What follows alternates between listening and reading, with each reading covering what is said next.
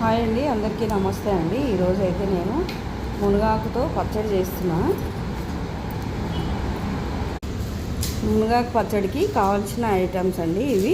కారానికి సరిపడా పచ్చిమిరపకాయలు తీసుకున్నా, నిమ్మకాయ కంటే కొంచెం ఎక్కువగా చింతపండు తీసుకున్నా, ఒక కప్పు నువ్వులు తీసుకున్నా, 2 టమాటా, 7-8 ఎల్లుల్లిపాయలు తీసుకున్నా. పొయ్యి ముట్టించి బాండి పెట్టుకోవాలి. ఇప్పుడు నీళ్ళలో కడుక్కున్న మిరపకాయలు వేసేస్తున్నాం బాండిలో. 2 ముక్కలుగా చింపుకోవాలి, ఎందుకంటే ఇది వేగిన తర్వాత పటపట ఉంటాయి కాబట్టి 2 ముక్కలుగా చేసుకోవాలి. ఇప్పుడు నూనె వేస్తున్నాం, 1 పావు నూనె వేస్తున్నాం. ఇప్పుడు జీలకర్ర ఎల్లుల్లిపాయలు వేస్తున్నాం.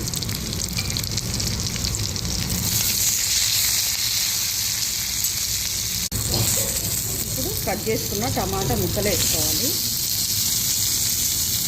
ఇప్పుడు చింతపండు నీళ్ళలో కడుక్కొని చింతపండు వేసుకోవాలి.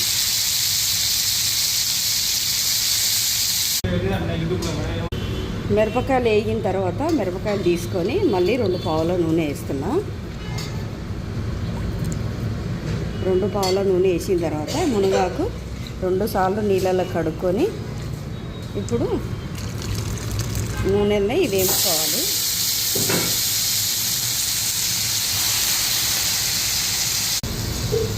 సిమ్లో పెట్టుకొని ఇట్లా మెత్తగా ఉడికించుకోవాలి. మునగాకు హైలో పెడితే దగ్గర పడి మాడిపోతుంది కాబట్టి సిమ్లో పెట్టుకొని ఉడికించుకోవాలి. ఇప్పుడు కొంచెం పసుపు వేసుకోవాలి.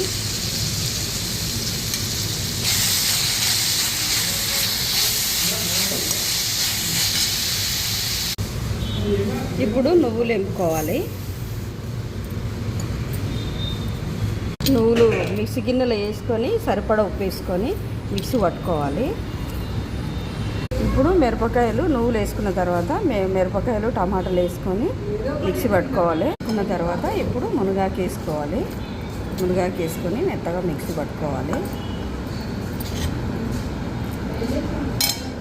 మునగాకు పచ్చడి రెడీ అండి. పచ్చడి అయితే వేడి అన్నంలో వేసుకొని తింటే చాలా బాగుంటుంది.